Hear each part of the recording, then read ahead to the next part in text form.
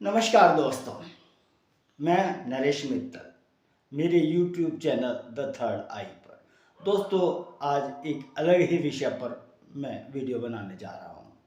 आपको पता होगा, राहुल गांधी आजकल ब्रिटेन में घूम रहे हैं। ब्रिटेन में उन्होंने कैम्ब्रिज यूनिवर्सिटी में छात्रों के बीच एक भाषण दिया। अपने भाषण में उन्होंने जो बोला उसे आप जरूर सुनिए।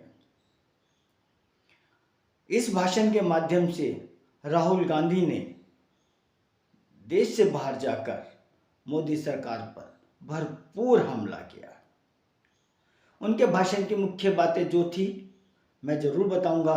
इससे पहले आप यह वीडियो जरूर देखें, जो उनके भाषण के मुख्य अंश हैं। About it is that Indian democracy is a public good, okay? Because it is by far the biggest democracy. At least 50% of people who live in a democratic space live in India. And so preserving and defending Indian democracy is more than just about India. It's actually about defending the democratic structure and the democratic system on the planet, right? Can we do the next slide? So that's what I described: capture and control of media and the judiciary, surveillance and intimidation. I myself had Pegasus on my phone. Large number of politicians have Pegasus on my phone, on their phone.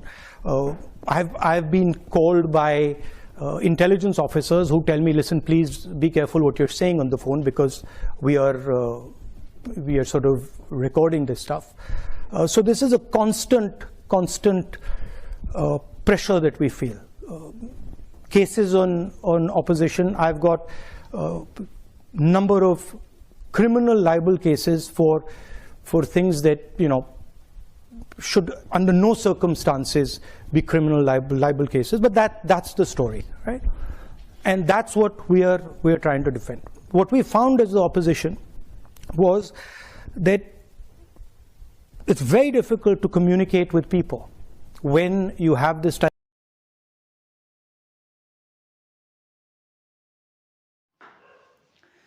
दोस्तों, राहुल गांधी के भाषण की clip आपने देखी, समझ पाए आप? अपने इस भाषण में राहुल गांधी ने कहा, मीडिया और न्यायपालिका पर मोदी सरकार ने कब्जा कर रखा है। मेरे खुद के फोन में पेगासस सॉफ्टवेयर इंस्टॉल किया गया था, और मेरे ही नहीं बड़ी संख्या में राजनेताओं के फोन में ये पेगासस इंस्टॉल किया गया है। खुफिया अधिकारियों ने भी मुझे बताया कि मैं सावधान रहूं, मेरी सभी बातें रिकॉर्ड की जाती हैं। राहुल गांधी ने आरोप लगाया कि भारत में लोकतंत्र पर हमला हो रहा है और प्रधानमंत्री मोदी भारत के लोकतांत्रिक ढांचे को नष्ट कर रहे हैं।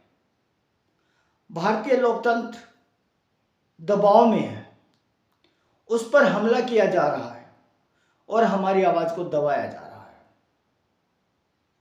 लोकतंत्र के बुनियादी ढांचे जैसे संसद, मीडिया, प्रेस और न्यायपालिका आदि पर कुठाराघात किया जा रहा है, बंदिशें लगाई जा रही हैं, डराया और धमकाया जा रहा है। दोस्तों, राहुल गांधी यही नहीं रुके, बोलते गए। उन्होंने कहा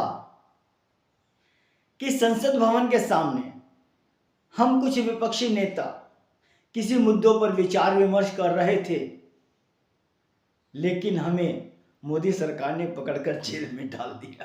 क्या यह संभव है?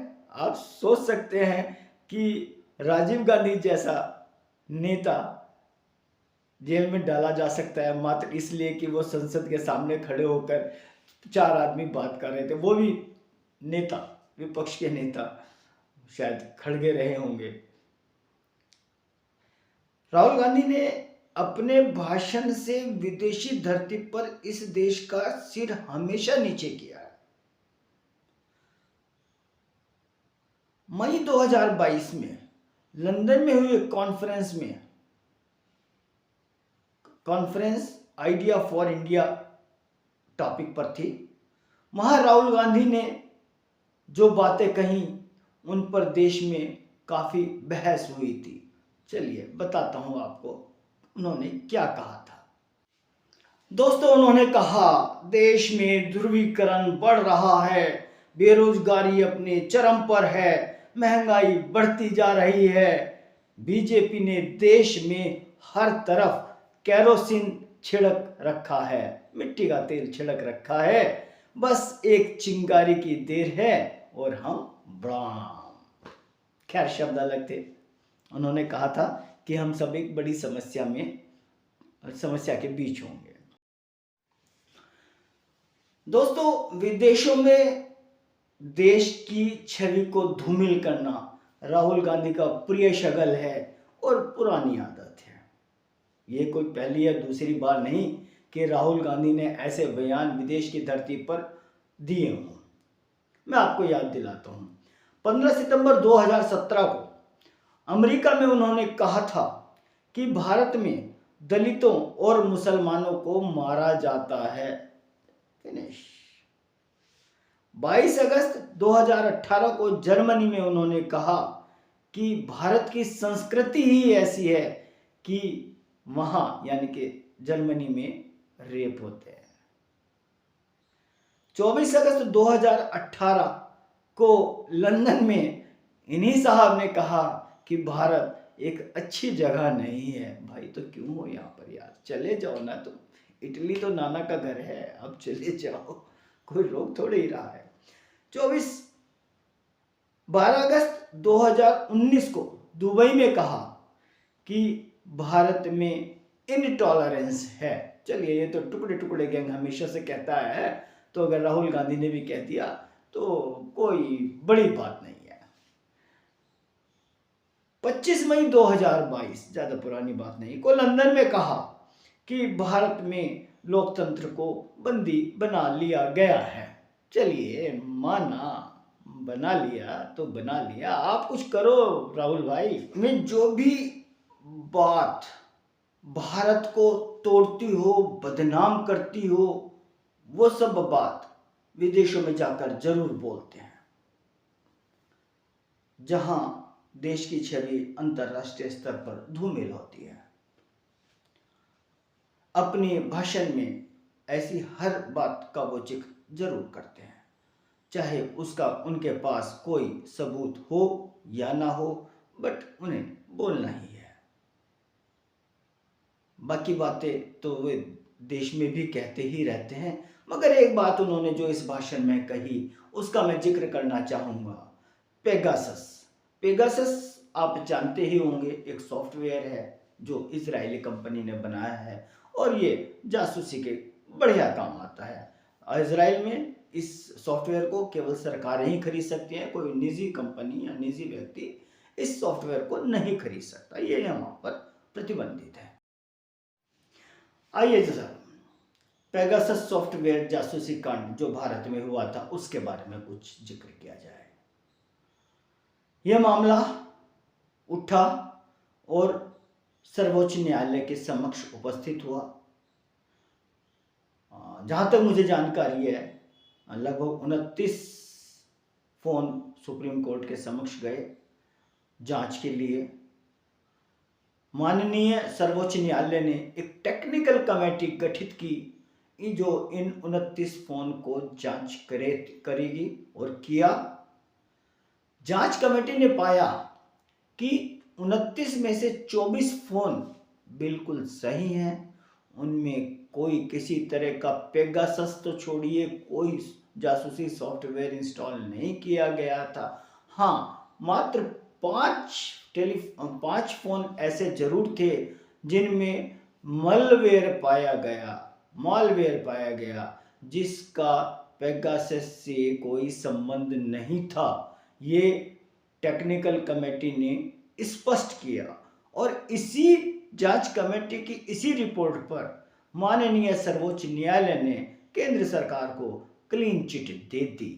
वैसे तो आपको पता ही है, मोदी विरोधी या विपक्ष हमारा ना सर्वोच्च न्यायालय को मानता है, ना हाई कोर्ट को मानता है, ना चुनाव आयोग को मानता है। खैर, उसकी मर्जी, जनता तो मानती है। आपको एक बात और बताना चाहूँगा, जो 29 लोग थे उनमें मुख्य कौन थे जिनके फोन मान्य उच्च न्यायालय में गए या जो लोग सर्वोच्च न्यायालय तक गए थे?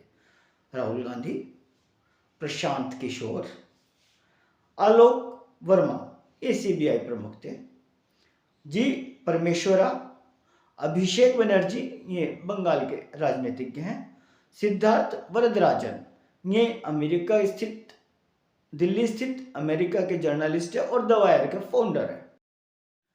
उमर खालिद जैसे महानुभाव इसमें शामिल थे। दोस्तों, मुझे बस आज तक एक बात जो समझ नहीं आई